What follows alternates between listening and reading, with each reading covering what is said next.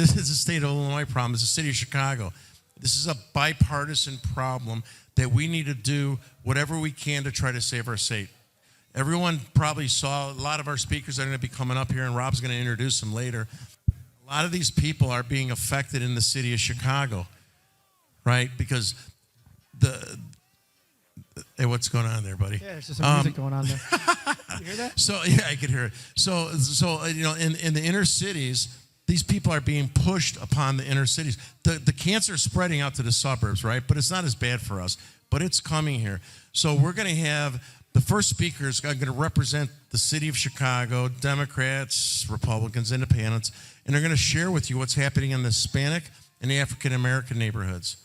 And then you're going to have Ann, Ben Berkwam, and me. Ann and Ben are going to talk about what's going on in the Darien Gap, what's going on in the border, right, the cartels.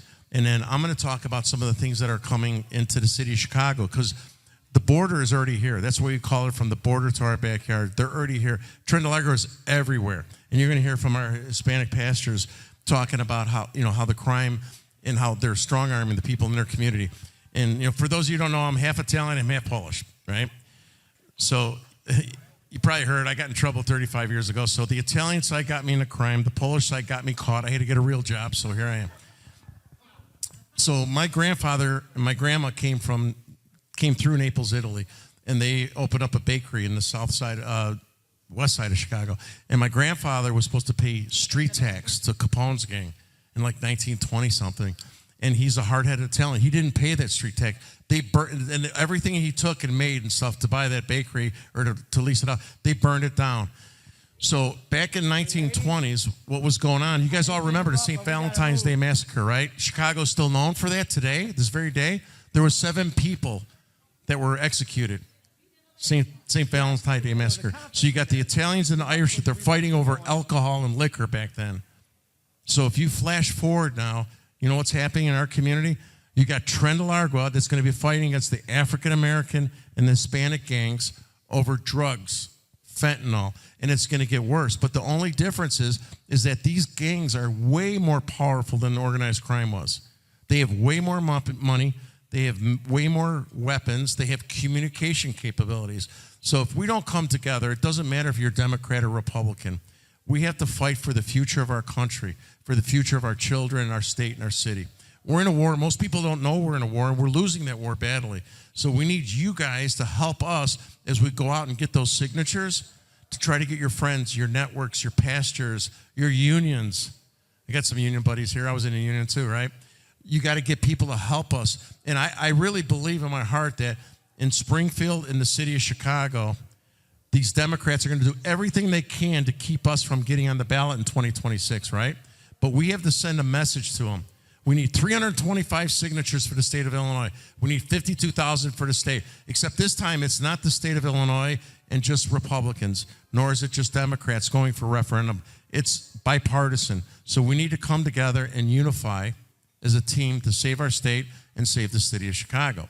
So with that said, I will let Mr. Cruz talk about our guests, and we'll kick this off. We're going to have a 20-minute break in between the first panel of speakers. And then after the break, some of you guys want to get pictures with the big shots, Ben and Ann. There's Ann eating away. Sorry. That's a bright light, Ben. So then we're going to have a 20-minute break, and then we're going to pick it up, and me, Ann, and Ben are going to talk about what's going on with the cartels, the Darien Gap in Panama, and the Trend Largo gang members. And we're flashing some of the stuff that's going on here in the city of Chicago so you guys can watch this as it goes on. It's in a loop. So go ahead, Rob. Yeah. Well, thank you, Terry. Terry's definitely never short of anything to say, is he? First, I'm going to acknowledge the people that are here that are elected officials. Our National Republican Committeeman is actually here, Dean White. Everybody say hello to Dean. He's a big shot. We have a candidate, I believe, in the 8th Congressional, Mark Rice. Where is he at? There he is. Say hello to Mark. And then last but not least, the guy who actually beat me up in the primary, his name is Gary Grasso. He's standing right over there. He's the mayor of Burr Ridge. Oh, who's the 11th? Tedora, who's running in the 11th Congressional, which is right out here in the Western Burbs. Nice to meet you. As Terry mentioned, the whole idea of this concept is to challenge the sanctuary city status at the state level and at the city of Chicago level, because we know the General Assembly doesn't want to go do away with it, and we definitely know that the city council doesn't want to do anything in the city of Chicago. So tonight we're doing backyard, from the border to the backyard. We have some representatives of people up here that are living through it right now, in churches, in inner cities, and then we have some people who traveled all a long way to come who are going to tell stories about the border, because the story is how we're going to get this ballot passed. People are going to hear these stories, talk about these stories, why it's important. From my perspective, it's the financial thing. We're paying for health care. We're paying for housing. We're paying for shoes, cars, phones. But, you know, my dad just found out he has an ailment, and he can't get coverage from his insurance company, but a guy can go in there in Cook County and get, you know, a cancer treatment. So that's not what this is supposed to be. And we're spending tons of money. The city council in Chicago just agreed to $830 million with a payback of $1.5 billion. It's almost a double. I wish I could have loaned them that money.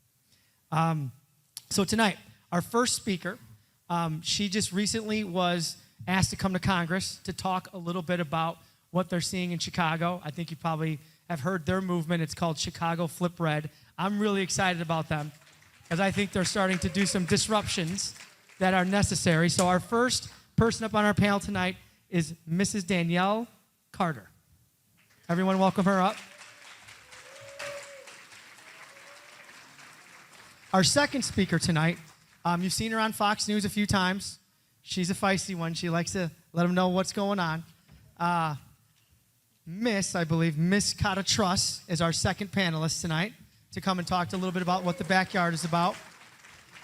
And then we have two pastors from Chicago's inner city. One I've gotten to know, Pastor Acevedo, very well over my time running. And someone I just met tonight, Pastor Joshua. Please come on and join us.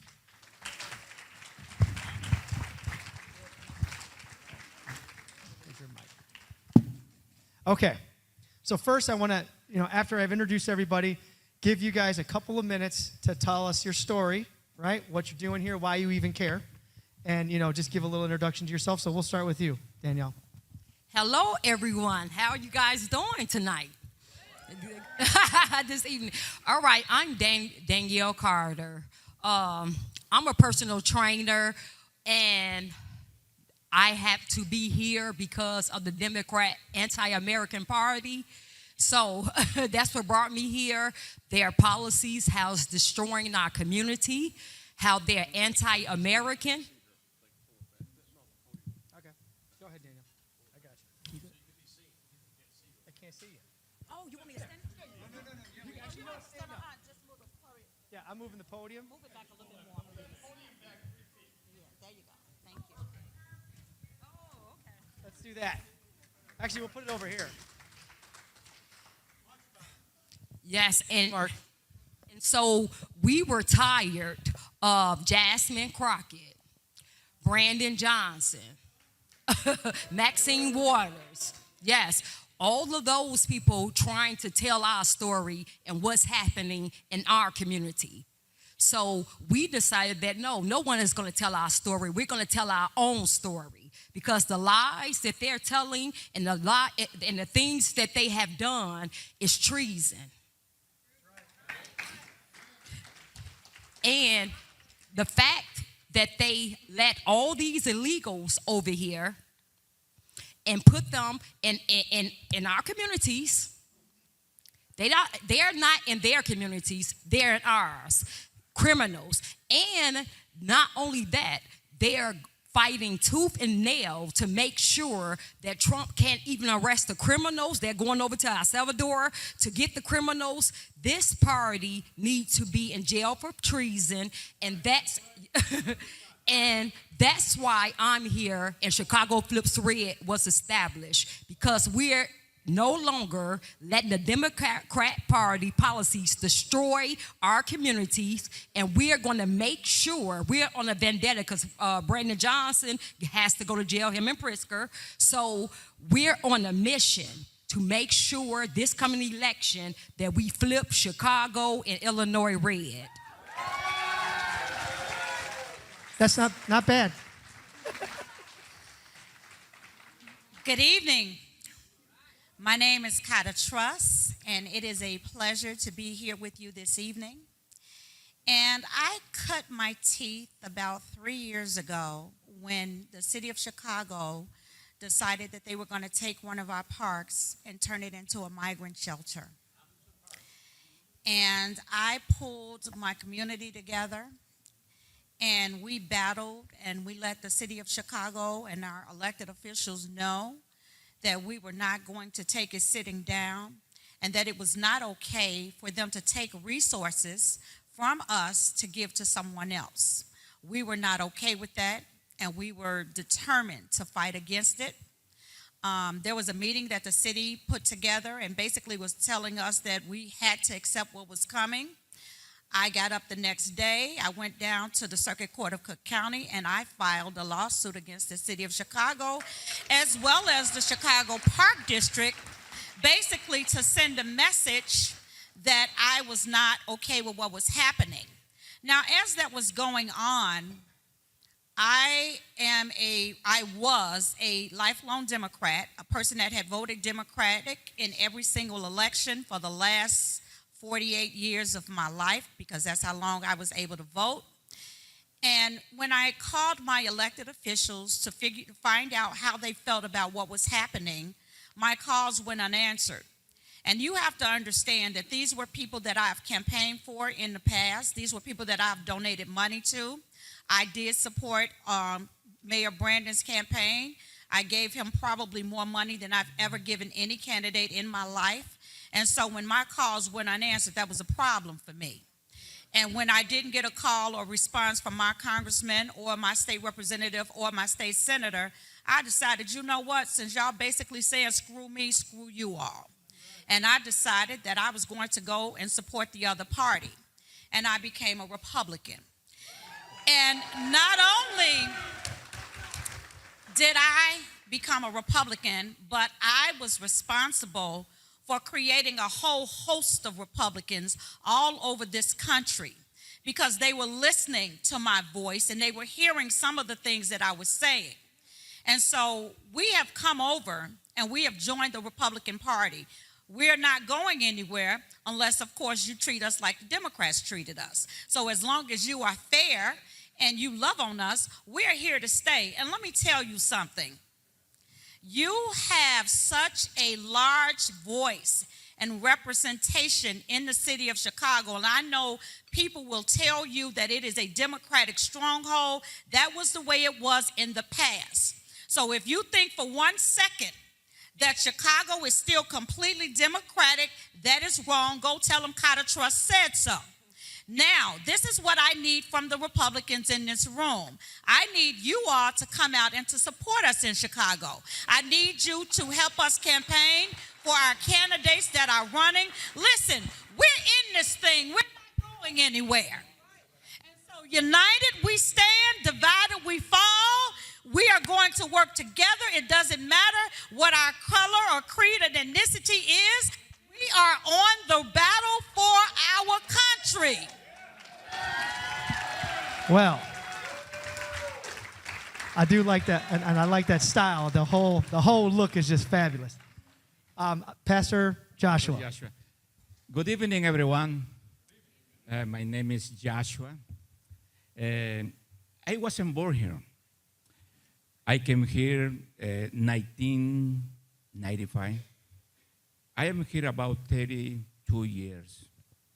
And I was so happy just getting my driver license. I want to tell you something, a beautiful story. I am here about 30 years. I never got a ticket. Never. I had no ticket. Why? Because I respect the law. When I see a stop, I stop. When I see 25 speed limit, I drive. I don't care. If you are on rush, it's your problem, not my problem. And I believe strongly because we came here to this country for a better life. I came here pursuing a higher education. I got my master's degree. I am part of the board of pastors we gathered every Wednesday, about 100 pastors, just praying and praying for America and praying for all of you guys. Because in the last administration, I was just wondering myself, what's going on here? What didn't lose here? And I said, we lost the common sense. We lost the common sense because we start calling the bad good and the good bad. It is very important to recover the common sense. It is very important. The Bible says in Proverbs 29, verse 2, when the righteous are in power, the people rejoice. But when the wicked rule this country, the people mourn. And last administration, we were mourning. We were suffering. It is time to make America great again. And we are here for that. We are here for that, praying for this country. And we are here because we love this country. This country makes a lot of things for myself, for my family. I am so proud to be an American. I am now, praise the Lord, I am now a citizen. I am so proud to be an American because this country made a lot for myself, for my family, for my church. And I am still here telling we stand. We stand for truth. We stand for justice. We stand for righteousness. We stand for transparency. And we are here to pray for this country, to make this country great again. Amen. Thank you. And last but not least, Pastor Acevedo, but before we get started, if you didn't get any food, there is more over there, so please be quiet on your way. Go ahead, Pastor. God bless you all. My name is Jose Acevedo. I pastored for 40 years a Latino church. I have retired. I'm helping young churches as they grow. And I'm one of the directors of the Coalition of Latino Pastors for Civic Matters. Our president, Daniel Matos, could not be here today because of sickness. And of course, Dr. Chando Valdez is in the Dominican Republic, but they both sent their greetings. My father came into this nation in 1956. He received his residence a few months later. On January 2 of 1957, my mother joined him and became a resident. So I was born in 1957. I'm a classic. And so I'm an American citizen. And they've asked me, are you Mexican or American? I said, I am American. My culture is Latino, but I am American. I am Republican. And interesting that I was just sharing with some of the pastors on the table that one of the families in our church, when they found out that I voted for Trump the first time, they left the church. But it's interesting that after waiting 10 years for their documents, it was Trump that gave them the papers. But I want to tell you what we're doing. We're helping pastors think differently because of the thing that they teach us. Even in our constitution of the church, it says that we do not get involved in politics because of separation of church and state. No, they're being educated, and there's many of them coming over and finally getting involved in the political system. Amen. We're encouraging resident people to become citizens so that they can vote. We're trying to educate the pastors and the churches that they need to get involved in the political process. They need to become election judges. They need to get involved. I was the director of a USA prayer network. And I'll never forget that before we saw what we're seeing because of the Biden era, I remember saying, if we don't pray for Mexico and Honduras and El Salvador, hotspots for crime, and all the stuff that was going on, I said, if we don't pray for them, we're going to see that in America. You know, so we need to get others involved. We need to share what's going on. I just finished revising the translation of the book, Wise Welcome. And we're going to be giving it to pastors and churches in Spanish. They need to get educated on the proper way to become a resident and a citizen of this country. I am not in agreement with everything that the past government did in giving money and all the stuff that they did. I could tell you stories of Latino churches are being also damaged. But it's not just about the Latinos. We're Americans. So we need to stick together and love one another and respect one another. I'm glad to be sitting here with my two sisters. Amen. So God bless you and thank you for your time.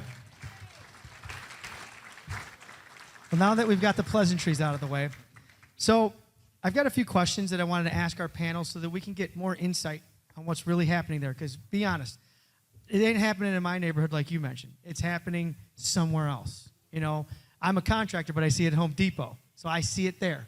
You know, so my first question is to everyone on the panel: how is this immigration really affecting your neighborhood? Why don't you start, Danielle?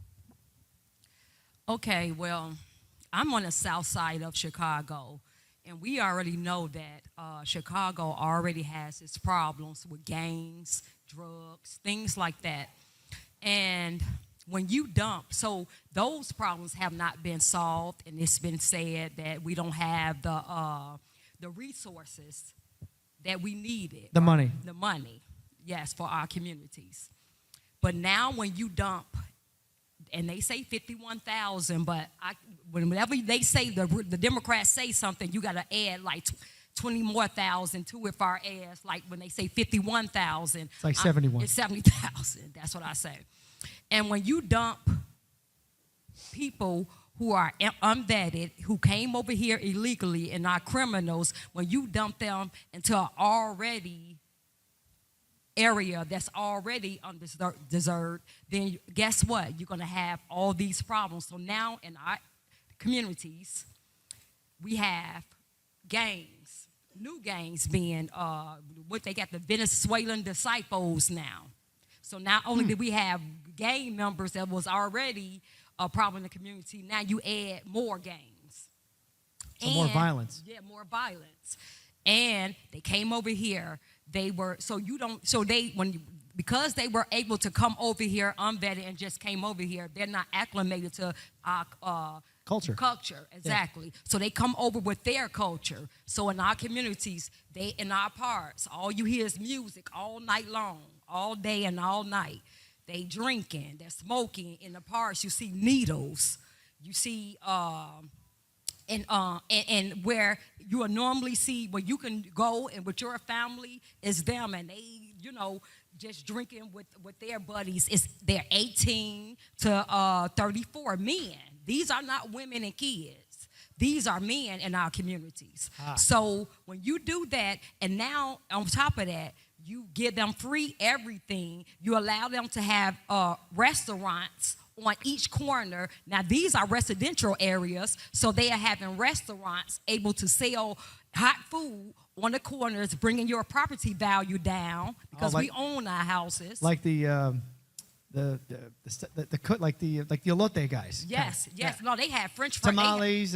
They have fries. They got fryers. Greeks. They had Greeks baskets and everything. Damn. No, they have generators on the street where they have frying machines. Oh, that's a fire hazard. Yeah. So these are the things. Yes, and they get and you can't lock them up because my husband he just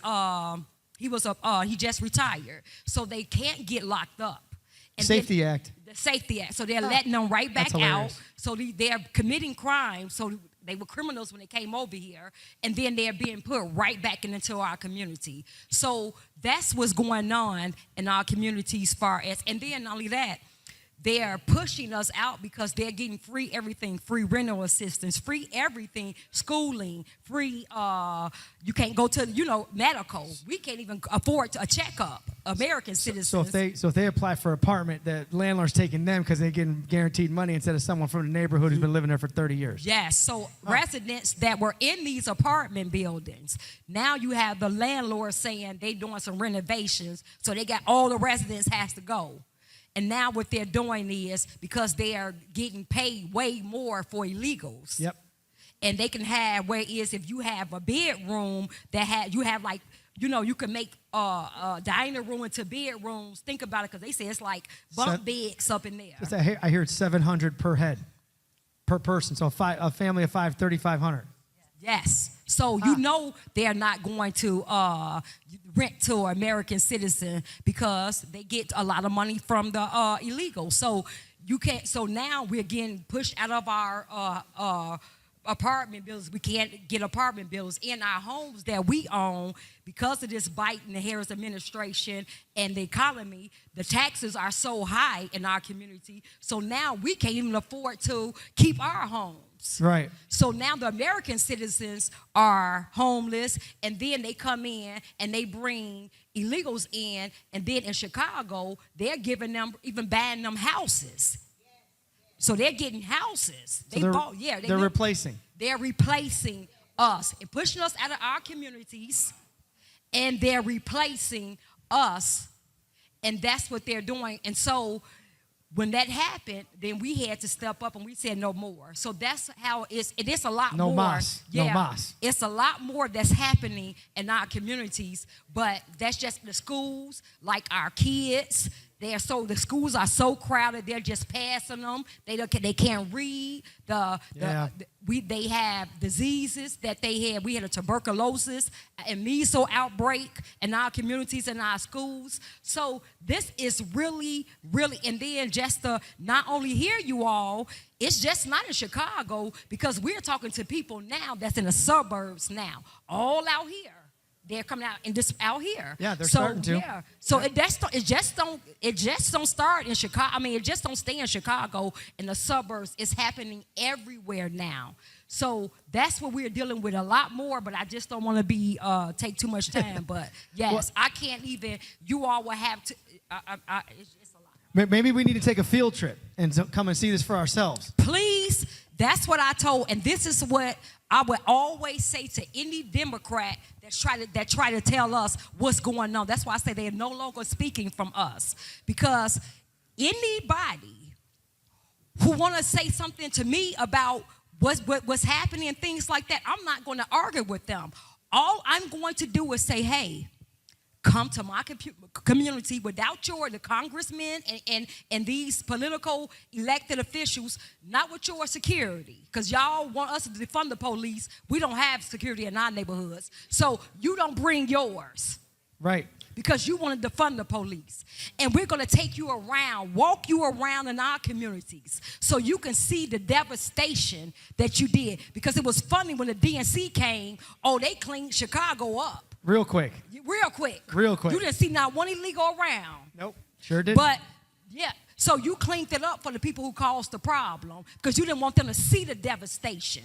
So I would tell any one of them, and I'm not going to argue with them. I'm not going to listen. Whenever you're ready, and I'm going to pay for the flight, and I don't even have the money. I'm going to pay for your flight. You're going to come, and I'm just going to take you a tour around Chicago, South Side, West Side, and we're going to let you see. And then you tell me after that what you think about what's going on in our community. All right. Miss Truss, hold on. I got a separate question. I got a different question for you, because you piqued my interest saying that you supported Democrats. You were with Brandon, right? So in your opinion, why do you think this is happening? There are several reasons why this is happening. And the first major reason is that, and I can say this, the black vote has been taken for granted within the Democratic Party for the last 60 years. They delivered the civil rights movement, and they haven't delivered anything else since. And unfortunately, we have become so pigeonholed. Well, let me not say we, let me say they, because I've switched over. But people have become so pigeonholed to the norm. And so you have a lot of people that have continued to vote Democrat in spite of the fact that we have been used, we have been marginalized, we've been taken for granted, we've been neglected, we've been set aside, we've been stepped on, we've been kicked on. And I have just decided for several reasons. Well, the first reason that I switched over was because I was just tired of the BS I was receiving from the Democratic Party. But the second reason I switched over, and the more important reason, is because of my religious beliefs. It is because I cannot support a party that thinks that it's okay to kill babies. I cannot support a party that thinks that it's okay for women to play men's sports and men to play women's sports. I cannot support a party that will not be honest and say that even though this is what we're seeing in the world, LGBTQ plus, I'm sorry, is not something that Christians should be a part of. And if I have offended you, I apologize. I am not judging nor condemning, because one of the first commandments that God gives us is to love.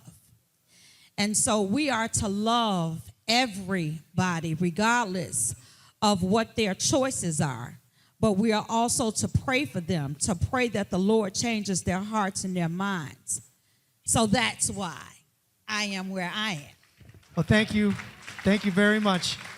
Pastor Acevedo, this will be our last question and then we'll do closing statements. What are the other pastors, Democrat, Republican, what's the overall feeling when you guys get together on Monday morning for breakfast? Yeah, I was sharing with Rob that on Monday I meet with them, friends of mine, every other Monday, and we were having a discussion about what Trump is doing. And one of the pastors is not in agreement with Trump. And Pastor Angel told him, the problem that you have is that you're only listening to the news that the Democrats are putting out. You need to hear the rest of the story.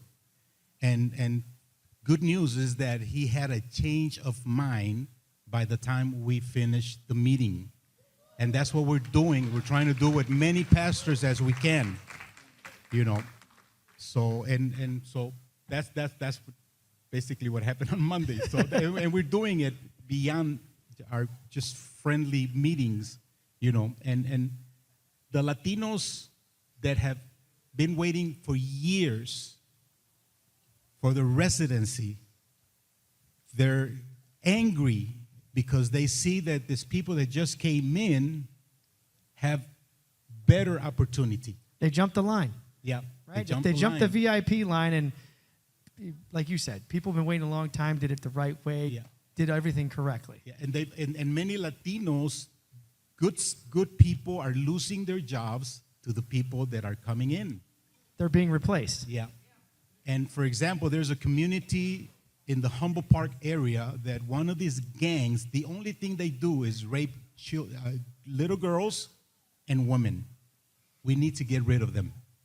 And believe me when I say this, I pray every day for President Trump, for Tom Homan, for the people that are in the front lines like Rob and you know, because we know that the enemy is real.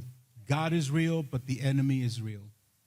The fact that they try to kill Trump, it's proof that the enemy is out there. So we pray for protection. We pray for divine protection. Whether you're Catholic, Protestant, Jewish, it don't matter. God is God, and he'll listen to a prayer of a nation. And if we as a nation, you know, we would turn to God and humble ourselves and depart from our evil ways, the Bible, God promises that he will heal our land so we can make a difference because God is on our side. God. Thank you, Pastor. So we'll end here with a quick 60-second closing statement. From our perspective, you know, with Terry and everyone that's come here, we're hoping to get everyone together for the first time to talk about immigration and to do something about it. And if your elected officials aren't going to pass resolutions to get rid of it, then the citizens have one check in our society, and that's to bring it to the ballot so that we can make the decision ourselves. No Democrat, Republican, or Independent should disagree with that the people should decide how we handle the situation. Not Brandon Johnson, not J.B. Pritzker, not the General Assembly, not the City Council. So with that being said, 60 seconds, one closing statement. Danielle, you're first. First, let me take the time out to thank Zoli for founder of Chicago Flips Red. Thank you. What up, Zo? Zo for even got Zoli here. Okay, so only thing I want to say is, you all, we need Chicago. We need a lot. We need help to flip Chicago red. We need all of you all help. So please, we're on a mission. We're going to knock on doors. We're doing everything. We're going in the community. We're doing everything it takes to flip Chicago and Cook County red, because if we do that, we know Illinois will turn red. So we need your help, and we just ask you all to please, please help us in Chicago and Cook County to flip it red. Ms. Truss? Unity. We need unity. Our country is craving unity. But more important than unity, we need prayer. Saints of God, our country is in turmoil, whether we know it or not. And earlier we were asked a question about what's happening to our communities. Eventually the money and the freebies are going to run out. And it's probably going to become cannibalism if we don't find a way to bring God into every aspect of what has happened. And so if you are a prayer warrior or intercessor, I need you pulling double duty, because I think that this summer is going to be one to remember. But with God on our side, we have authority on the earth and we can change it. Let's do that. I like that. Let's do that. Amen. The Bible says that faith without works is dead. We gather over 100,000 signatures for the thing that we wanted to do with the schools. But then Pritzker did what he did. I remember that when he took the churches to court during COVID, I sent him a message through Channel 5 and Univision. I said, Pritzker, don't mess with the church because you're messing with God himself. And the very next day, Monday, he was supposed to show up at the Supreme Court, and he decided not to do that. So yes, prayer is powerful. But we need to also get signatures for whatever next movement you have. We need to get the signatures. We need to get And involved. go to our website. We're going to talk to people tonight at the end about helping out. You know, every signature counts. We're going to have some game plans. You know, we've talked to people who do this professionally, where they've gotten 20,000 signatures in one weekend. And we can do that. If they can do it, we can get 40,000. So I'm going to let Terry end the segment here. After Terry talks, we're going to take a 10-minute break, stretch your legs, potty break, food, whatever you got to do. Thank you, everybody. Thank you, Rob. So we're going to, as Rob said, we're going to take a 10-minute break. We have like some big shots here, Ann and Ben. And we want to get a couple pictures. Some people want pictures. So if you do want a picture, you got to go real fast. All right? And so if you guys want to come up to the stage, and then we're going to start. And I'm going to talk first about some of the trend alarm with the gang members, the porn, the child pornography, all the crazy stuff that's going on. And then Ann and Ben are going to talk about what they've seen at the Darien Gap, what they've seen at the border. And the borders are here right now, but it's only going to get worse unless you guys stand up and help us fight and get rid of Sanctuary State. All right? So, thank you. Thank our panelists. Well, thank you guys very much, because we're going to tie together all the stuff that they said. We're going to realize it, right, with the evidence and the videos and some of the things that we've captured. And it's coming here. It's not fake. They're taking our money. They're giving it to people that don't belong here. My grandparents came from Italy. Nobody gave them anything, right? So we're going to realize that. We're going to talk about what is really happening with evidence, not just talking or bitching about it. We're going to show you evidence. Thank you. And one real quick, one last time, Danielle Carter, Mrs. Cotta Truss, Pastor Acevedo. Give them a round of applause.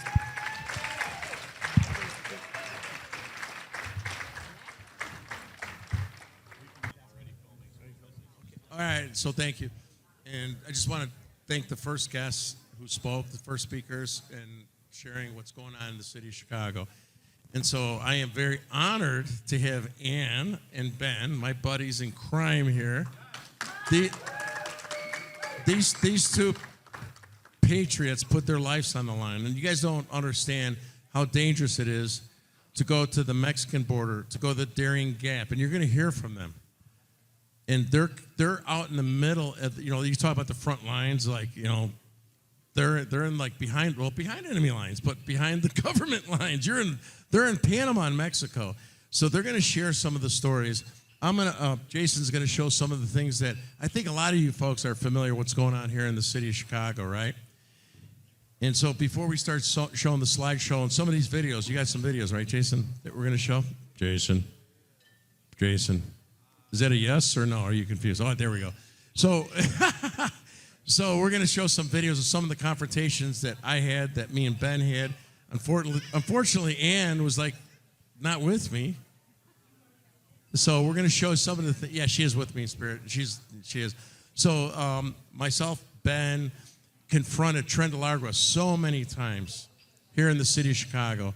These guys are infiltrating our communities, especially the Hispanic communities and the minority communities, and they're strong-arming the people. And then we have just the Venezuelan immigrants that are going in our schools. They don't even speak English. I sympathize that families that come here from Mexico, right? Or anywhere in South America, but that doesn't mean that we have to let them in here. We can't even pay our own bills in the city of Chicago, state of Illinois, and the United States of America. So until we can pay our own bills, take care of our own citizens, take care of our own veterans, there's no reason why we should take care of people that come here from a different country, right? It's not a right. We don't owe it to them.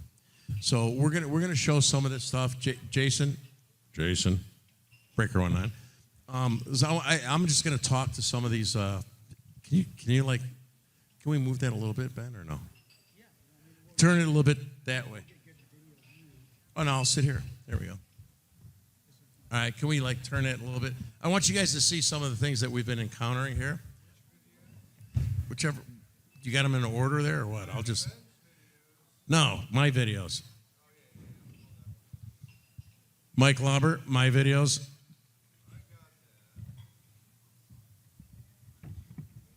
So you guys are going to see videos of Trent DeLargo, my confrontations. I got a couple posters here. You're going to see Mike Lauber, breaker 19. All right. So Mike put together, edited some of these things. We have City of Chicago workers, NGOs, Office of Emergency Management. This guy right here is from Houston, Texas. I did a facial recognition scan. That's how these guys are at the intake center. This guy, I said, who's here? This guy's over here at Little Village. This guy's at O'Hare Airport, Little Village, Union Station, Little Village, Gage Park, O'Hare Airport, outside of Union Station. This is Mary May. She's the one that's responsible for all this crap that's going on in our city of Chicago. This guy's at Holiday Inn, Union Station, Gage Park. You got to go, wow, it's like, holy shit, it's going too fast. It took me 12 years to go through junior college. All right, that's me and Ben over at the intake center, O'Hare Airport. So we have evidence, you guys, of first-degree murders. One of the biggest crimes that they commit in the city of Chicago is they do murders, rapes, human sex trafficking, child pornography. But one of the things that they do the most is they beat the hell out of their women. They beat their wives. I can't even show you guys. I have thousands of incident reports. They beat their wives up. They strangle them. They cut them. They hit them with a Vortex phone. It was the old Obama phone, right? So if you guys are familiar with that, remember that Obama phone? They beat their wives with it. I have evidence in the Pilsen Center where they used the Vortex phone, and this is from the Chicago police, not from me, that they were doing human sex trafficking using the WhatsApp app, and they got pictures of 10, 11 women. You guys can pick it up from there, right? We've got evidence. I just got recent FOIAs of where they're using machine guns. So the Trent Largo guys, when they originally came to Chicago, they were doing like thug type crime. Their crime has escalated in the last like 4 or 5 months with the new police reports I got. That's Union Station. So they're using machine guns. They're kicking doors. I have all this evidence. They're kicking doors down, going in with masks, and they're strong-arming their own Hispanic community. They're forging license plates, passports, counterfeit money, and they're buying vehicles with counterfeit money in Detroit, and they're bringing them back to Chicago. In the centers, they're hiding drugs in the toilets. I had a whistleblower that reached out to me and Ben as well, coincidentally, and back in September, this guy's living in Costa Rica. He's a 71-year-old man. He got paid $360,000 to look over a 550-person shelter. He told me there was, as you guys know, there's 27 shelters we had at one point in time, right? So the way the hierarchy was is that you had this PMO, $360,000. Under him, he had 2 project managers. They worked 12-hour shifts at $275,000 each. Then they had 2 operations managers at $200,000. Then they had the security guards. Then they had the food people. So, I mean, these guys are, the city of Chicago, our country, our government is raping us. And at one point in time, this guy told me that the politicians, the Democrat politicians, were upset that all these people that were coming in, they get cars and hotels. So the guy told me he had to pretend he lived in the city of Chicago. He had to change his address for the political ramifications of the politicians in Chicago saying, why aren't you giving our people this money, right? And at 73rd Street in Cicero, I was just there this weekend. And if you guys you all have my card and stuff, right? So I was there with the MAGA guys. My MAGA buddies are here, right? Stand up, MAGA guys, right? So, yes, these guys are doing a great job, standing up for Elon Musk and stuff. So I met them on Sunday.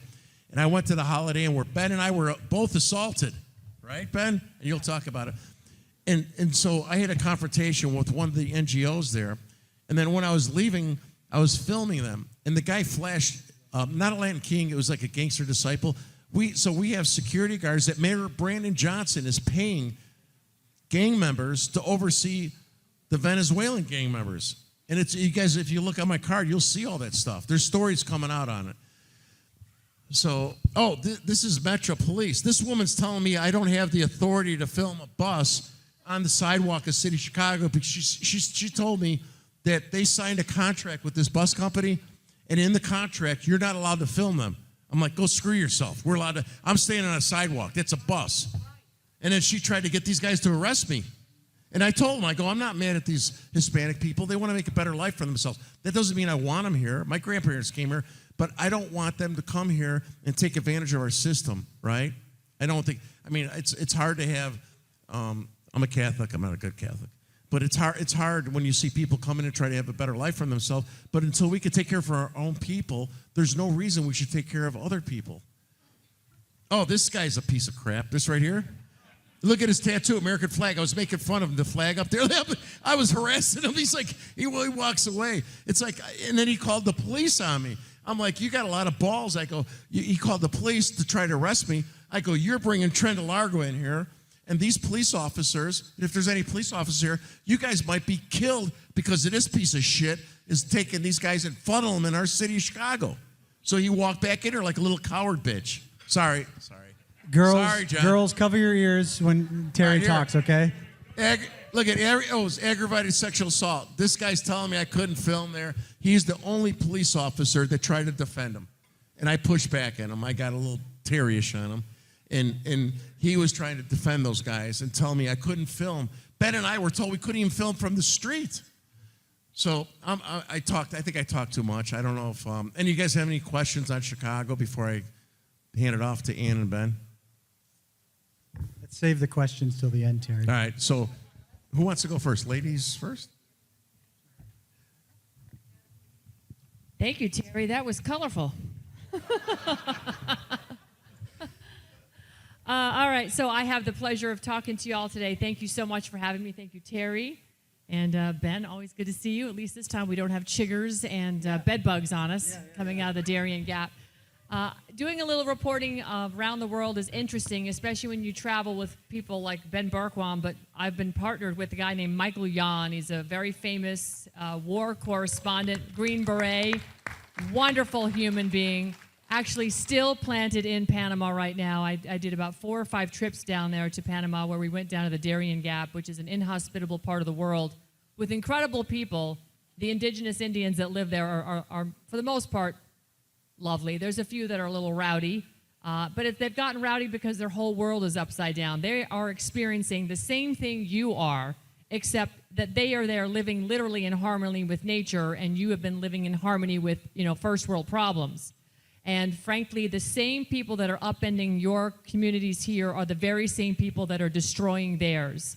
And the very same people that were telling you to buy a Tesla are now burning them down, are the very same people that are writing policies like the Declaration of North America with their 6 pillars, including diversity, equity, and inclusion, but also talking about providing jobs for the indigenous in countries like Central America, South America, but it's all about migration and forcing that migration into other countries. These are the same people that finance war and start the wars. These are the same people that want to do land grabs all over the world. And then the same people that are coming after your land here. These are tyrants worldwide, and it's their policy that they believe there's too many of us, and they want to have more for them. And they will use climate change, they will use war, they will force migration to upend society. And they're upending everybody's society. It's tragic what is going on. And spending time down in the Darien Gap with Michael Yon, and running into Ben down there when he was coming through the Darien Gap, and I'll let him talk about that. He actually did the walk more than once. It's very dangerous, extremely dangerous, not because of just the environment, but because of the people that are leading the migrants through. We should have some of the video you're seeing is when I was in Panama. I'm just letting it run silently, but you can see the environment that you're in. And this is where people from all over the world are drugged through. They are funneled through and organized by organizations that are funded by the United Nations. These are non-governmental organizations like International Organization on Migration, IOM or OIM, depending on how you pronounce it. But that money all comes from you. The United Nations is funded majoritively by American tax dollars. The next closest country that provides funding to the United Nations is Germany. We outspend Germany $17 to 1. This is how much money is getting thrown away to force people from all over the world that have been shattered their lives through war, again, that we funded, and they're ending up in our cities. The worst part is the previous mushroom pedophile who squatted at 1600 Pennsylvania Avenue completely ignored Article 4, Section 4 of our Constitution. He should have sent the military to the border and shut it when this invasion started, but he encouraged the invasion. He made sure that the money was going directly to, with his partner in crime, Alejandro Mayorkas, the former Department of Homeland Security's secretary, who was also a former board member of another non-governmental organization called HIAS, Hebrew Immigrant Aid Society. Ben and I have seen HIAS signs all over the Darien Gap, along with UNHCR and American Red Cross, the EU. Our flags are all over down there, IOM, etc. These NGOs are funded through the UN. There's 264 of them, and sadly in Panama, the beautiful Fort Clayton, which was one of our southern command post in Panama, which is opposite the Miraflores locks of the Pacific entrance to the Panama Canal, no longer flies the American flag, although it might one day again. It flies the United Nations flag, and they house 64 of their non-governmental organizations on our former Army base. A beautiful campus that is actually undergoing renovation. Did you see it recently? It's being renovated. So I think that's a good thing, I hope. Depends on who's paying for it. We're probably all still paying for it. It's UN money. It's still our money. The problems that we're looking at, folks, is we have such a big machine out there. It's worldwide. And America has been the funding engine for it. And our dollars go around the world to create problems like this. People that we encounter deep in the Darien Gap jungle have come through a horrific 3 to 6 day journey through this treacherous mountain terrain. They're led in there by cartels that if they don't steal their money or rape their women, they potentially kill them. And Ben can tell you he's seen plenty of dead bodies. And if the weather and the elements and the mudslides don't get them, they make it to the other side, and they're most of the time broken and just can't believe what they experienced because they were promised a Disneyland experience by the IOM, the International Organization of Migration, to get from point A to point B, to get through the gap and then on their way to America. But along the way, what they don't tell you, and what I should have brought my show and tell, is they'll provide rape kits to the women before they go on this journey through the Darien Gap. Because guess what? You're most likely going to get raped. So when there are protection and day after pills, it's all in there. Oh, and a map. And it makes it look like it's going to be a shiny, happy experience, but it's anything but. These people are treated like cattle. They have to pay for this. And if they make it to the other side and they get to America, they're just expecting this incredible experience. But what happens? They end up in cities like this in Chicago. And in some instances, it's forced labor. In other instances, it's sex slavery, child sex slavery. But at the end of the day, they've managed to beat the system because, I don't want to date anybody, by show of hands, anybody in here getting Social Security? Are your payments over $2,200 a month? That's what they're getting, and that's the starting pay scale. 3 hots and a cot, health care, and education. Is that included in your program? I don't think so. Again, we are funding all of this. It's complete and utter insanity. So the second part of this equation is the responsibility of our governors that supposedly we elected. So while we had a mushroom, ignoring Article 4, Section 4, including Kristi Noem, who's now the Department of Homeland Security Secretary, who had her bag stolen by an illegal alien. How many people saw that news cycle the other day? She did make sure that she told us her makeup was in there, which I thought was kind of entertaining. But here's the point. Every single governor ignored Article 1, Section 10, Clause 3. That's the state's rights to repel a foreign invasion. Anybody's governor, can anybody from another state tell me if their governor said, we're going to send these guys out of here? No, not one governor said anything, including Kristi Noem. I find that shocking. And again, if you remember January 6th, we were all there. President Trump, prior to, did ask this, Mayor Bow Wow if she wanted the National Guard. Nancy Pelosi, they were all asked, and they all said no. Okay? All the states had to do was ask for federal help. Send in the National Guard so we can repel the foreign invasion because we don't know if our state's National Guard is enough. Nobody asked. So nobody showed. We have such a significant problem in this country that it's now falling on the people to take arms, not arms, but to lock arms, and stand up. And what we're doing with our foundation and our action committee, American Made Foundation, American Made Action, is we are actually now putting our money where our mouth is. I have stepped away from doing what Ben does so well every day. I'm like, good, Ben's got this. I'm stepping away from the microphone and I'm going now into action mode. Like what Terry does, I'm getting more action mode. And what I mean by action is this. American Made Action is now completely committed to the Department of Government Accountability, where the people are going to use common law, our Constitution, to repel the foreign invasion and repel unconstitutional agencies. And we're going to dovetail not only what DOJ is doing, but what President Trump is doing by these executive orders, which by the grace of God, if we can win in 2026, we might turn some of these into law and clean up some of the mess. But part of that specifically is getting people to engage in the common law process and using notices and affidavits en masse and flooding Trump and flooding Bondi with demands about what we want. And I'm going to tell you specifically, defunding this foreign invasion. I'm looking at right now I just asked Chad, I said, let's see how much money is going out of Chicago here to help you guys fund this. So I said, let's find out how much money Chicago allocates to your homeless veterans, because the last time I was here with Chad, wherever Chad is, we were standing outside one of these homeless encampments at a very nice, what was that hotel, Chad? It was like Homewood Suites or something? Over here. It was a Homewood? And it was along the Lakeshore Drive, right? Yeah, prime front real estate. Homeless veterans have nowhere to go, but your friendly aliens that invaded your town are living in luxury in that hotel. So I said, Chicago, how much money is going to homeless veterans to fund and house these folks?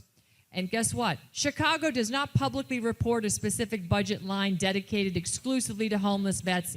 Instead, support is integrated into the broader homeless and housing programs.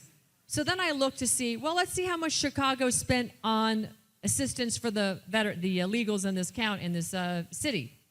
In 2023, Chicago City Council approved $51 million. On top of 2021, they also had an additional $70 million. And then in 2024, another $70 million. And then in the total city spending was $310 million for migrant-related services. Oh, it's now 680, so he's on the FOIA on it. But they can't find a line item for your homeless veterans. How many veterans are in the room? So you're feeling pretty good about your city of Chicago with these numbers? $2.2 billion for the state. And it goes into the billions of dollars just to get these people here. So what we're doing and what I'm asking you guys to do is to seriously get involved, not just talk about it, not just send tweets and posts and emails, but let's start engaging in actual action items with accountability, with notices and affidavits. I didn't put a QR code into this, and I'm now kicking myself. I wish I had. There's a website I want you to go to, and it's not mine. It's a friend of mine that's helping us write these notices. Please write this down or put on your phone recorder, whatever. WeThePeople2.us. WeThePeople2.us. Ron Bouchard is an expert in writing notices and affidavits, and literally in one click, he's got notices for just about everything that we can flood the zone. And on Tuesday, I'll be in D.C. We are standing there, and we're going after agencies that are corrupt. We're going to dovetail President Trump's executive orders 14215 and 14219, which specifically dovetail right behind the Supreme Court overturning Chevron with respect to agencies adjudicating themselves, essentially, which is completely corrupt. But we are going after agencies that are unconstitutionally acting and behaving. But more importantly, we are going to defund. And we're starting with CPS, which is part of the child trafficking empire that the United States government has absolutely led the world in, specifically with the open border. Ben and I have seen thousands and thousands of children. I have videos of just Middle Eastern men in the middle of the night, 3 a.m., streaming in with Customs and Border Protection. That's right, an agency that is funded by you, facilitating these people coming out of the Rio Grande and handing them over to Catholic Charities. It's merchandise, and I'm telling you right now, I know Customs and Border Protection agents that are getting paid by cartels to look the other way. It's been going on for a year. We both know Tim Foley. I've camped on the border with Tim Foley at freezing conditions many nights when the cartels are streaming by, and he's told me stories how this one particular veteran has taken it upon himself and his life's mission at Arizona Border Recon to never give up, to always defend the border. And they put $250,000 on his head, and the cartels, when he finally asked the cartel, why are you, trying to pay me off? They said, well, we pay Customs and Border Protection $15,000 a month. You won't take it, so we're going to take your head with us for $250 if somebody wants to do it. We have so much corruption down to the local law enforcement level. Sad as it is, but it's rot from the top and rot from the bottom. We've got to defund. We've got to cut the head of the snake off. And then you know what we're going to do at American Made Action after we get the defunding going on? We are going to file federal lawsuit after federal lawsuit at every single agency that has committed crimes against all of you, in addition to the judges that are completely ignoring the law.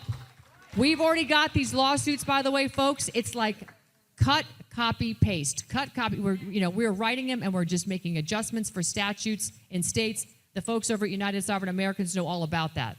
They filed federal lawsuits, and they've had to just copy-paste a few things differently by state statute. It's got to end, but it's up to us. President Trump's one man. He's got a cabinet. Some of us like some of the picks. Some of us don't. It is what it is. But he's one guy, and we all have differences of opinion, but we all agree we have to save our country. And so how are we going to do it? We've got to let them know what we want. We, the people, are the government. We have to stand up, take action, and we've got to start filing these notices and making the demands. And I'll give you one last example before I land the plane and give it to Ben. Here's a great example. The governor of Washington State had a little mini meltdown when we, the people, went after the attorney general that was unconstitutionally elected in Washington State, Bob Ferguson. So demands went into Pam Bondi's office. Notices went into Pam Bondi's office. She made some adjustments, and you know what the governor did after that? He said he actually signed into law unconstitutionally that not any other law enforcement could enter his state. And the reason he did that is he knows that the arrests are coming for not only him, but for his attorney general. So they are listening. They are telling us they need our help. President Trump told us that in January of 2017 when he was inaugurated on returning power to the people. We just sat back and popped popcorn and listened to Q tell us a bunch of stuff. While some of the stuff might have been true or not, I got blasted by Q last night because I called all the BS out. I'm here to tell you the Anons are brilliant, but whatever that Q thing was a psyop to get you to sit back and do nothing. We can't do nothing anymore, folks. We can be great researchers, but we got to act on the research. So long live the Anon community that brought all the truth out, but now long live Americans who stand up and act on the research, because it's not going to happen just by watching President Trump. There's no magic wand. We are the white hats. We are the government. Let's act like it. Thank you so much.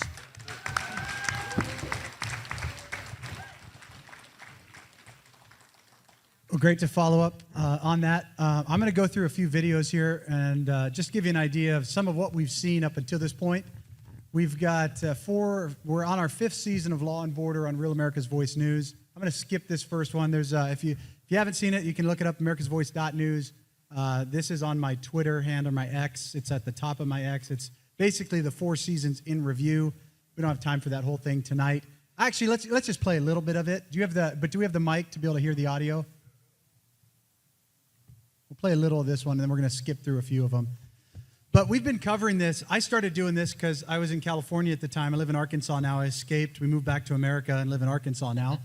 But I started doing this because nobody else was doing it. And I'd go around to state capitol and California, and all these libtard, all these crazy leftists were going up and confronting Republicans. And I'm like, where are the Republicans going and confronting the left? And nobody was doing it. And so I started just as my own. I was a private business guy, got my master's degree, was running a company and doing some work. And I was like, okay, this is just insane. We need somebody to do this. So I kind of fell into it just because I felt God's call in my life to do it. Got out of drugs and alcohol, turned my life around, and started down this path. And I have people all the time ask me, like, how do you start? How do you do what you do? And it was, you just have to start. You have to be pissed off enough to show up at a city council meeting and say, what the hell are you guys doing with my money? And whatever that thing is, first off, I want to go back to what the pastor says, and then we'll play this. This is a spiritual battle. Everything that we're in right now is a battle of good versus evil. It's light versus darkness. It is God versus the devil. And all you have to do is look at the other side. When they sacrifice our children and they celebrate it, that is the devil. When they tell your children to cut off their dicks, that is the devil. When they tell you that your country is a bad country, but these communist nations where they murder their own people are the good countries, that is the devil. It's not very hard to see, and that's the battle we're in. Everything that we're up against right now is God versus the devil. And if you're not standing on God's side, you're working for the devil. And that's the bottom line. And so for everybody out there, and you may say, well, I'm not doing anything. Exactly. You are perfect for the devil if you're not doing anything. There's a few things I've found in my own life. When you start doing the right things, expect attacks. Expect to be attacked. But God gives you the power to stand against it. And so before you do anything else, if you feel like you're called to it, by the way, most of the people in this room, this is more for the people that are watching this later on. Most of the people in this room are already involved. You're already connected. You already feel called. You're doing what you can. You may be wondering what else you can do. I always start, the first thing is to ask the Lord. Get right with the Lord. It's God, family, country. So get right with the Lord. Get right with your family. As a husband, my first responsibility after the Lord is my wife and then my children. And then you can have an impact in our culture and in our country. That's it. And you want to know where to start? You start where you are. And you take that first step, and then the next, and the next, and the Lord opens those doors. So, 9 years ago, I was a crack addict. Today, I'm sitting up in front of you, and I'm traveling around the world, and I'm telling the truth about what's happening. And we are very close to losing not just this nation, but the nations of the world whose God is the Lord. And it's not just communists. It is this unholy alliance between communists, jihad, and Satanists that want to just destroy it all. And if we don't stand up, going back to the pastors, these weak pastors who are afraid to stand up. We need black robe regiments again in this nation. We need pastors that are the tips of the spear, not sitting in their pulpits, receiving money, and saying, now you guys go out and do this. We need pastors standing and calling out the principalities and powers of darkness and taking their angel armies with them into the battle and taking this to the people, because if they don't, the world isn't going to do it. You've got a hungry world. They are hungry for revival.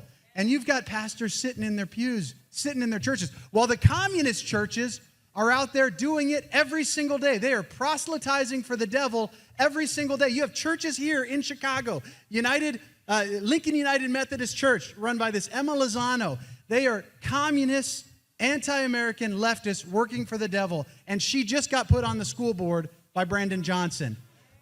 They are doing it. They don't worry about their 501c3s because they protect themselves. Our side, we are protected. You know where you're going. If you're a Christian, you know where you're going. This is the fight we're in. And I do this for my family. My wife is here somewhere. Billy's over there. She hates to be put on the spot. My wife is incredible. That's our daughter, Lillian. And you got Olivia. And then Chloe's over here working the light for me. Chloe, raise your hand. This is why we do this. I'm first a Christian. I'm second a husband. Then I'm a father. And then I'm a patriot. And all of that is why we do what we do. It's for this next generation. That's where we're at today. God bless you guys. Now, I want to play a few videos, and then I'll have a few extra thoughts. So if we can play this one and get a little bit of audio with it, this will just give you a little background of what we've done the last 4 years.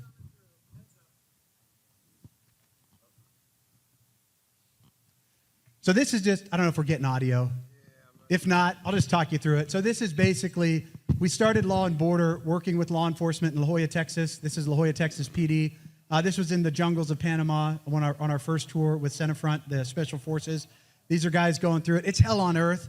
Ann told you a little bit about it. It's pure hell on earth. And if anyone, this is, by the way, pristine jungle, UNESCO World Heritage Site, 60,000 tons of garbage. When I went through there the first time, it's probably over 100,000. This is on our southern border in Sunland Park. This is in Arizona. She talked about Tim Foley. This is video from Tim Foley. That's Tim right there. Arizona Border Recon with armed cartel members bringing people in. Art Del Cueto, one of the awesome warriors in America and Border Patrol. The children that are brought along with it. All of this is controlled by the cartels. Everything. And controlled by the NGOs in America. So you have this three-legged stool of NGOs, fake Christians, fake organizations, these organizations pretending to do good, but are really evil incarnate. United Nations, the Global Compact of Migration, which every communist leftist nation in the world has signed on to, is the worst document when it comes to migration that's ever been created. President Trump got us out of it. Joe Biden got us back into it. President Trump has got us back out. That was just a shootout we had in the jungle where the Gulf Cartel, this is a tiny little village in the jungle with 5,000 illegals that were coming through it every single day. Matt Tomlin, an amazing patriot down in Panama. This is down in El Salvador. Thank God for Bukele putting the criminals where they need to be in prison. By the way, very simple mindset in El Salvador. We don't worry about the rights of the criminal. We worry about the rights of the citizen. And we put those rights first, about the law-abiding citizen. Now, yes, criminals have rights, and so we have to uphold our Constitution. But your focus should be on protecting the rights of the law-abiding citizens from the criminals. It's very simple. It's very simple. It's common sense. We lost a lot of that. So that's it. That's the first one. If we can go to the next one, I'm just going to kind of jump through these. Without the audio, I'll just give you a little bit of condoms. You talked about condoms. If we go to number 2, condoms and birth control. This is actually United Nations. This is in Nicocli, Colombia. These are women and children about to go into the Darien Gap. This is a sign. This is Oscar Blue Ramirez, an amazing patriot from Tijuana, Mexico. By the way, who can't come back into America because he's trying to do it the right way. Got involved in trafficking years ago. Got protected or got by the last administration under President Trump was allowed to come in. Democrats went back after him. And so he's stuck down in Mexico doing incredible work. He's a patriot, an American patriot, Mexican patriot, amazing guy. This is what the kids had in them. And we started reading it. We're like, what the hell is this? Condoms, birth control, morning after pills, a whistle, and as Ann said, a map to guide your way. That's what they do. They give them, they say, This is the United Nations and CARE and all of these leftist humanitarian organizations. They say, we know you're going to get raped, so here's the stuff for the rapist. Try to put it on them, would you?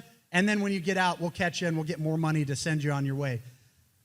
Secretary Mayorkas and his controlled flow operation, we were down there. Actually, Michael Yon filmed it when he landed in Panama down at the entrance to the Darien Gap. I flew in the next day. That entire administration under Joe Biden, the regime under Joe Biden, was about human trafficking. It was about coordinating and exploiting human trafficking. And the 85,000 missing children, that's a tiny number compared to the actual number of missing children that were run through child trafficking under the last administration. It goes from the, as Ann said, from the top to the bottom. If we can go to the next video. And I'll just kind of, again, talk through these. It goes from the top to the bottom. I just came back from Mexico a couple weeks ago. Again, this is one village down as you come out of the Darien Gap. This is Lajas Blancas, right outside the Darien Gap. A village of about 200 people on a good day. Sometimes they're lower than that. 5,000 illegals per day were pouring through at the end when Joe Biden was in there. You know how many people are coming through there today? Almost zero. Almost zero. And Joe Biden said he couldn't do it, and Secretary Mayorkas said they couldn't do it, and the Democrats said they couldn't do it, and all you had to have was a president who put America first, and it ended. That's it. That's it. Let's go to the next one. And you can watch all of these videos again, all 30 episodes. We're in our 5th season. All of that, it's at americasvoice.news. These are the boats when we first started going down the river up into the Darien Gap. We would see 10 boats at a time. By the end of it, by the end of the invasion that the Democrats invited, this day we saw 116 boats of illegals from all over the world. This isn't people just from Central America and South America. This is everywhere. Iraq, Iran, Syria, everywhere, every country, China. You got the CCP sending their spies into our country to destroy our country from within. Let's go. Next one.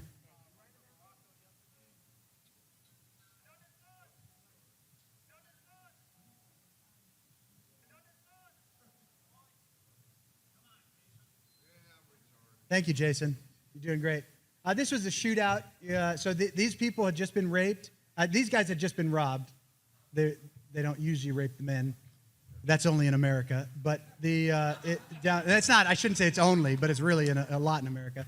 But it's the women. The rule is if you're pretty, you're raped, and if you're a female, you're raped. If you're pretty, you're raped multiple times, and that's the expectation. These guys had just been robbed. There was the Gulf Cartel was there. We were being escorted in by Senefront, the special forces. And as we went up, we had done one trip through the jungle going with the flow. Then we ended up doing 3 trips in reverse flow. And I asked the Senefront guys, I was like, why has anyone ever done this? They said no. I was like, why not? Because that's how you get all your intel. And so as we started walking, this girl had just been raped. And we started walking up into the jungle. And immediately there's a group of, they call them bandits, 5 hours up the trail. And then it became 3 hours up the trail. And then it was 2 hours, and then 1 hour, and then 15 minutes up the trail. And as we were getting closer to them, the stories got more and more and more horrific. Everyone was robbed. All the girls were raped. The children, they had daughters and children with them. A lot of times they're raped as well. And they do it with impunity because there's no law out there. This is some of the most rugged, remote. Again, it's hell on earth. Hell on earth. It's also heaven if it wasn't being overrun by this invasion. It's incredible jungle. And so we're going through there. This is happening. We ended up going up the trail a little bit further, got into a shootout with the Gulf Cartel. Thank God. If you can just fast forward, can you fast forward that a little bit? So this was just before we went into it. If you can just scroll a little bit further, we're about to go. Keep going. I'm not gonna, so this is actually in the shootout. The bullets are, so they're on the other side of the river. We're ducking down. The bullets are flying over. And if you haven't had bullets fly, you've got, by the way, God bless our veterans out here. If you haven't had bullets flying at you, it's a little disconcerting. Thank God his angel armies go with us where we go, and he protected us. Our guides are these warriors, these heroes of Panama, killed one of theirs, captured 2 others. And had they not been there, we would have been robbed. We might have been murdered as well if you don't do what they say. So they captured them, brought these guys back out. Again, you can watch these videos. Let's go to the next one. So I love this next video, by the way. Speaking of, this is what they tell the people. This is a video from China. You can hear the audio. Let's hear this audio a little bit.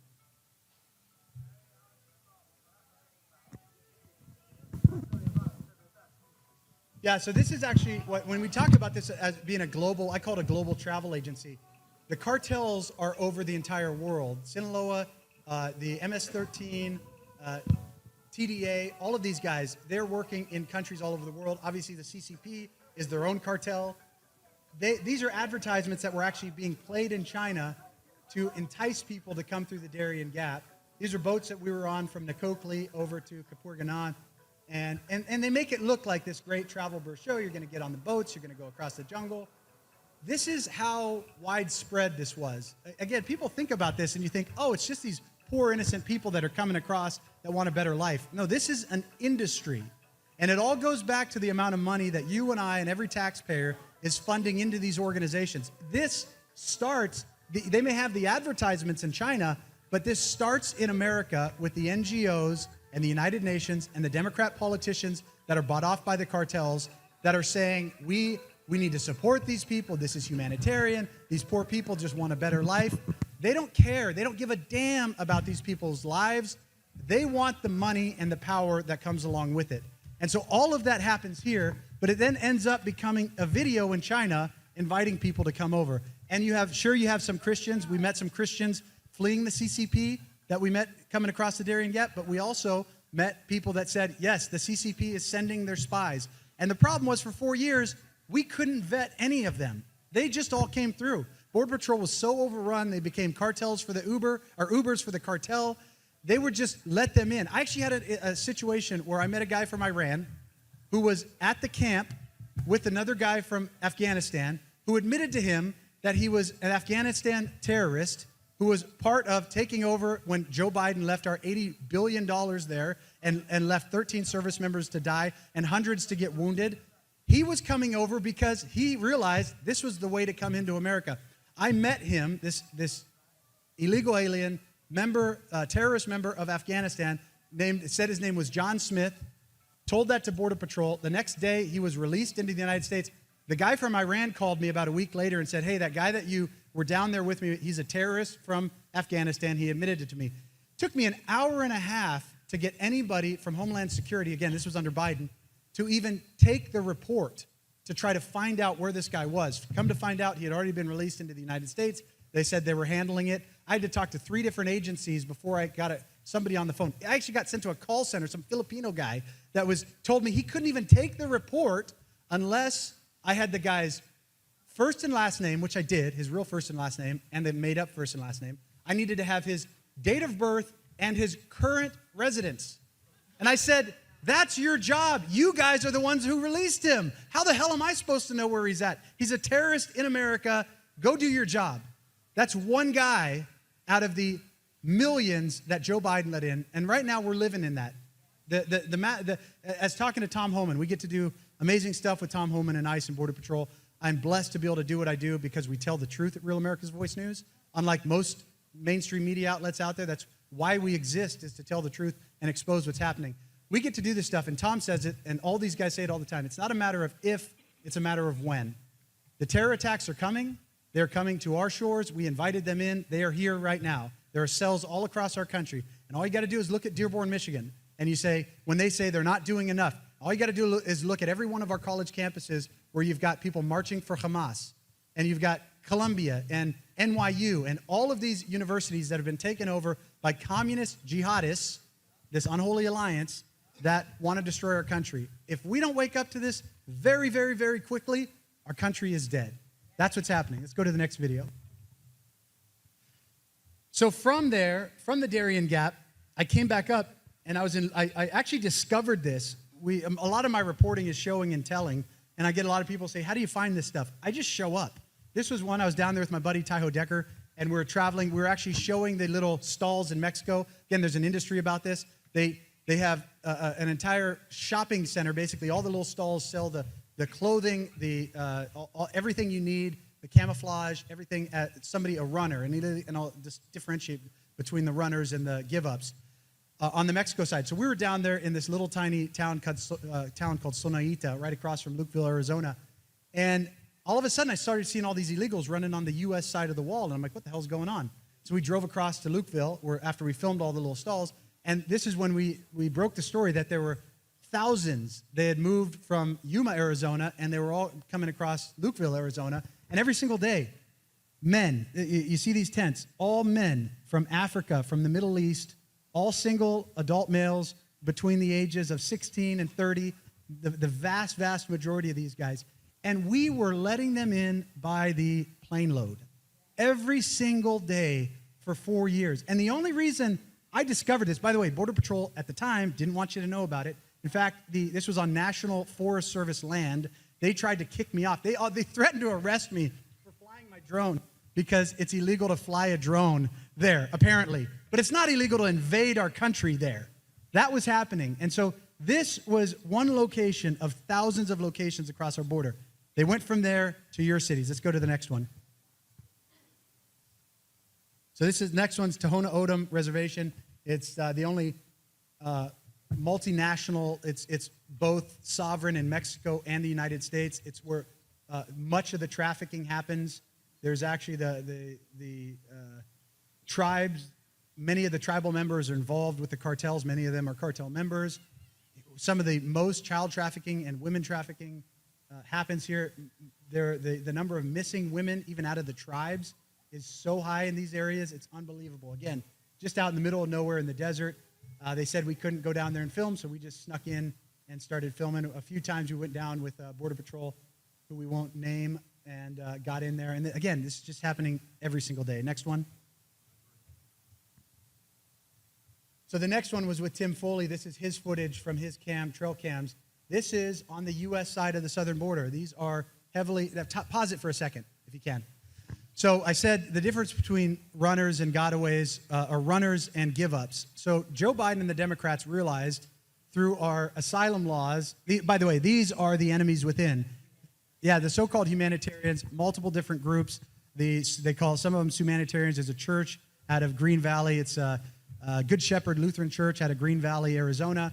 They're down there putting food and water and supplies for the cartels. Their water drops actually coincide exactly with the trails that the cartel runs their drugs and their people across.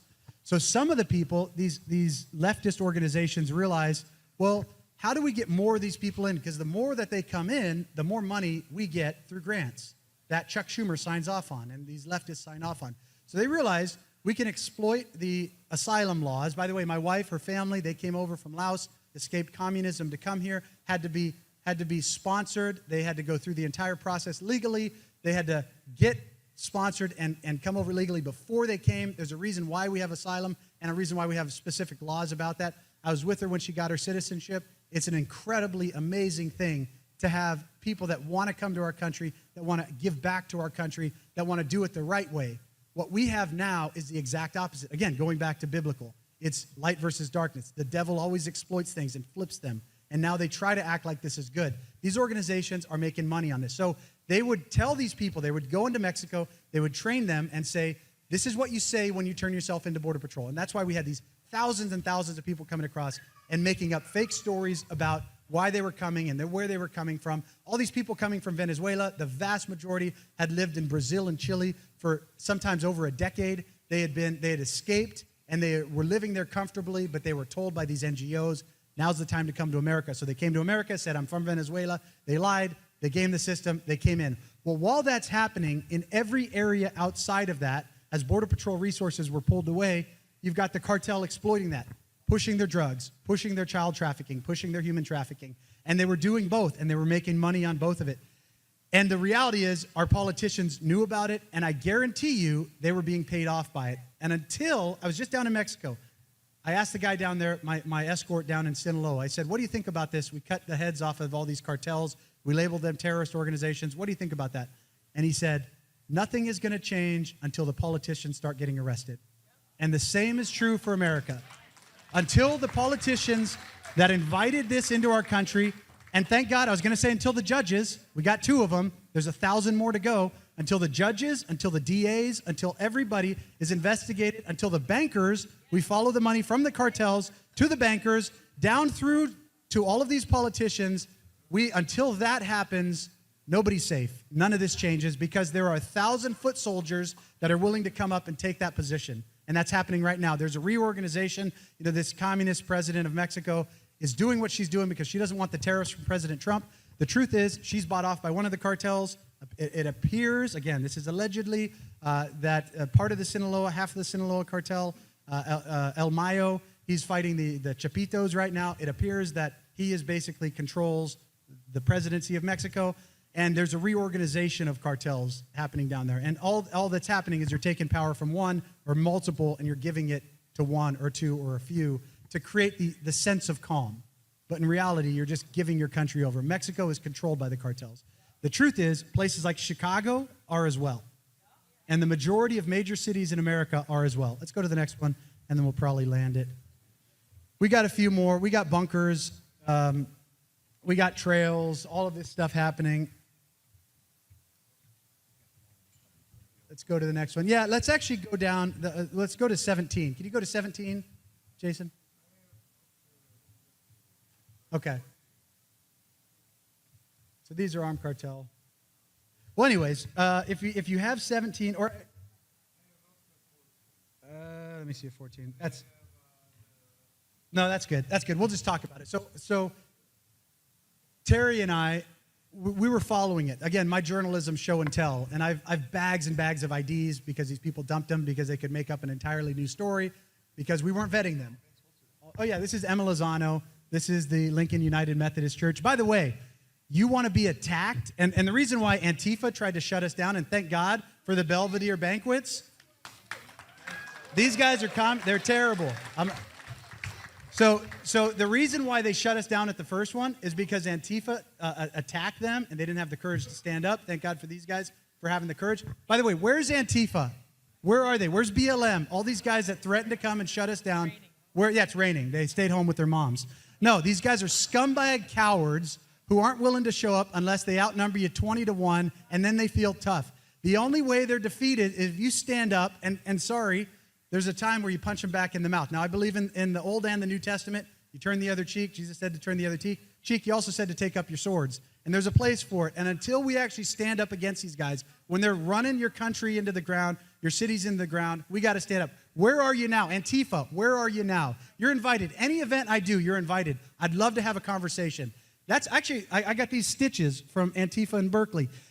I got these because I wanted to find common ground. And the truth is, most Americans, whether you're black, white, brown, whether you're either genders, and there's 2 of them, there's not 57, it doesn't matter what community you're from, most people, if you actually have a conversation, you find common ground. And the truth is, the left, the communists in this country, not all Democrats, but the ones that run the Democrat Party, they do not want us having these conversations. They don't want us finding that common ground. And because they know as soon as we do that, they're lost. They lost, we won. And that's the key to all of this. So that's it, and we won tonight.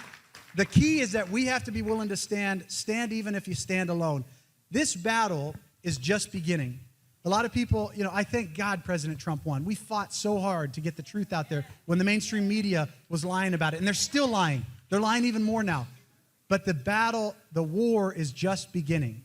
And so if you think the left is giving up on this, guys, their coffers are full. They've got trillions of dollars between Soros and all of his PACs and all of these organizations and all of these NGOs and all of these fake communist churches. They've got trillions of dollars, and they're using it not just in America, but the Western world. Look at England. I was just over there this summer. You've got the jihadization of the Western world happening in England as well, and in France and all these places. It's just the beginning. And my message, my request to Chicago, some of you guys are doing incredible work. My request to you, Chad, I love you. The work you guys are doing is incredible.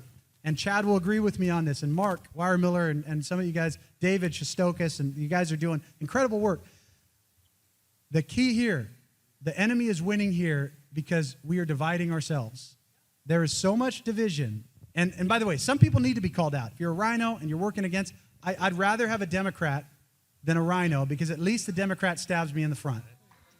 But to the people, to the people who are on the same side, whose enemy is the same, you've got to get your ego out of the way. And we've got to come together and say, this is for our children and our grandchildren and the futures of the nations of the world. We got to come together because as one body, we are strong. As divided individuals, we are weak, and the left knows that. If you do that in Chicago, you won't just change Chicago, you won't just change Illinois, you will change America, and you will potentially change the world. Chicago is the epicenter. It's where all the bad started, and it's where all the good can start. This is the place where if we are going to see those changes for the good in America, I believe it comes from here. And the only way that happens is if you guys unite. You kick the bad actors out, you kick some of that stuff out, but you also go to your brothers and your sisters and you say, look, you may have something against me. What is that? It's what the Bible says. You take your brother aside. You don't blast him on social media and call him an idiot and destroy him. You say, hey, if you're my brother, what have I done to wrong you? Let's come together. If you're my sister, what have I done to wrong you? How do we do this as the body? If you do that, there's no limit to what you guys can do. And so I'm just here as a guy in the media. I'm honored to be able to be a part of this. And I'm honored to be with you guys tonight to start the fight. This is the start. Thank you. So Ben and Ann, where could you guys be followed at by everybody here? Go ahead. By the way, so americasvoice.news, all of our work, Steve Bannon. By the way, I tried to get him to come on. A lot of these, he'll come, I'll get him on the phone. And he was with President Trump tonight. Sorry, guys. He was, but Charlie Kirk, all those guys, great work. Real America's Voice News. It's americasvoice.news. Please do me a favor. You can download it. You can go on your phone right now. Go to your app store. Look up Real America's Voice. Download the app. You can watch all of my episodes of Law and Border. But the most important thing with that is to share it with your friends, to tell them stop watching CNN, stop watching Telemundo. And by the way, we need a great Spanish alternative to that. We're working on that as well with some of the folks out there. There are some great Spanish alternatives. But all of these, get this information out to your people. We also have, my organization is frontlineamerica.com. And then we have a nonprofit. Well, we started a long time ago, but my brother Will Johnson and Josh Fulfer, we are actually just kicking that off again to give support back to Border Patrol, to ICE, and to the Angel families who've lost family members because of the illegal aliens. So that's frontlineamericafoundation.org if you want to support that. We're just kicking that off again this week. So my organization is frontlineamerica.com. Our nonprofit's frontlineamericafoundation.org. And then again, americasvoice.news. Give it up for Ben. That's a real journalist right here. Amazing, truly. I can be followed at annvandersteel.com. All my social media links are there. And if you want to get active and you want to be part of the solution, you want to be part of the Department of Government Accountability, DOJA, head on over to AmericanMadeAction.org. Thank you so much. Thank you. Thank Hey, you, Rob Terry. Cruz, get up here. So how many Catholics are here? Well, how many Catholics are here? So, sorry. So Kelly's going to run. We have $360 left for the winner of the Split the Pot. So if anyone wants to get in it, raise your hand now. We're going to do that. How many Catholics? should again? just- Sorry. Donate it back to us. How many Catholics? So I'm a Catholic. Do you guys know how guilty and culpable our church is with this illegal immigration? Do you know that? So if for those of you that are following us, and you'll look up Terry Newsom 357 on X. So Ben talked about his history. 357 stands for when I was in 1980s. I was working with the Cali Cartel and the Herrera Cartel. It changed my life. I went to jail. I used to carry 357. That's my, sorry. So anyway, I changed my life dramatically. A lot of drug accidents. Right? So at Terry Newsom 357, if you want to see what our Catholic Church has been doing to the city of Chicago and America, right? I have evidence from the FOIAs. They were putting 55 illegals up per day in apartments. They had to build extra shelters because the women were being beat up for their husbands so much. Terry, we got to do the split the pot. Shut up. So if I wanted you to talk, I would have asked you. So anyway, Again, anyone we gotta else wants to add to split the pot, just go ahead, Joey, and we're going to do that. So oh, you ready to do it? All right. So I just said that. one last thing. What Ben had to say. We're in a war for our country. We're losing the war, and we need you people to help us stop this disastrous criminal activity in Illinois. We need you guys to help get signatures. All right. Yeah, by the way, this initiative, if you guys can do this, we tried to do something like this in California years ago before people knew what sanctuary movement was, and the left is going to come after you so hard. You guys have to unite on this. If it can happen in Chicago, the entire country, you guys will be the beginning, the catalyst, the lightning rod for the rest of the country. But it's so critical. You got to raise the money. You have to raise the money to get the signatures. The signatures are important. You can get a ton of volunteers, but you got to raise the money to get the signatures. Focus your efforts on that. And again, if you guys do this here, it will change the country. It will change the country. We're going to be like the Bulls. By the way, you can find my social media. It's just my name, Ben Berquam, too. So I forgot to say that. All right, well, we got a few more people getting the last. Yeah, if you guys last minute buyers, you can't win if you don't play. Yeah, if you want to join can you call it a 50-50 raffle? Is that what you call it? Just call the raffle. Raffle. Okay, it's just a raffle. All right, some of them are legal, talking. some of them aren't. It's I'm just a gonna raffle. I'm going to It's talk just a while we're raffle. doing It's this not a raffle. 50-50. It's not that. I want to again add on what Ben said. After Donald Trump won the election, my wife's not here, right? She hates what I'm doing. They're about to give away $400, so go over there, join the raffle. They're going to come over here. So my wife, she's worried as a mother and my wife about all the stuff that we're going through. We're being threatened, right? So after Donald Trump won, first thing in the morning, she said to me, "Are we finished? Are you done?" And I'm going to reinforce what Ben said, is the battle just started. We can't rely on Donald Trump to do this by himself. It's all you guys here in the audience, right? We all have to step up. We got to get signatures. We got to help him. We got to fight for him. Everything ends if in 2 years we don't get that a larger majority in the House and the Senate, because there's still rhinos in both. The reason why President Trump's doing everything through executive order is because you don't have the votes in the House and the Senate to do a lot of what needs to happen to make these changes permanent. If we don't get that in 4 years, if they steal the election again, it's over. It's over. It's not just over for another 4 years. They are so close to destroying this country permanently. You have to do it from now until 2026. Again, get the initiative, flip the sanctuary policy, but you have to get MAGA in the House and in the Senate to give President Trump the backup to make these changes permanent. Otherwise, you get a Joe Biden in there and they turn it around the next day. All right, how we doing, Kelly? Just another And point. if you of had any clar- questions, by the way, we'll stick around. I'll stick around for a few minutes. Happy to answer any questions. So, the work that was done by Ben, Real America's Voice, Operation Burning Edge down in Panama actually effectuated a regime change, believe it or not. President Molino, the new president of Panama, was elected because the work that we were doing down there exposed how corrupt their own government was, how infiltrated by the NGOs, the UN-owned NGOs, basically funded NGOs, our tax dollar-funded NGOs. Panama realized they lost control of their government, so the people ripped out their one leader and put in a one that's working with us. Hence, that's why President Trump is negotiating over that Panama Canal to bring it back under our control. Because, again, China has moved in, Iran has moved in, Russia, other countries have moved in, and this is communist creep at our door, and that's what we're experiencing here, and you're seeing it in Chicago. You're seeing it in California.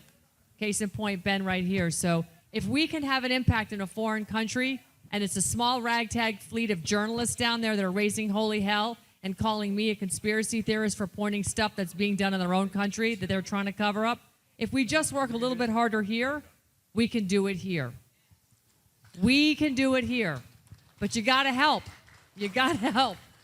All right, we're getting ready to draw right here. But I want to thank Jennifer Hayes, Kelly, Jason Hayes, Mike Lauber, and all our other speakers and stuff, and my little Hispanic buddy from Oak Lawn. My big Dago buddy over here. And I want to thank all you guys for being here, because the change is only going to happen if you guys help And thank us. you guys for coming out and not being afraid of these little thugs that threatened as well. Thank Right. you guys. You guys are awesome.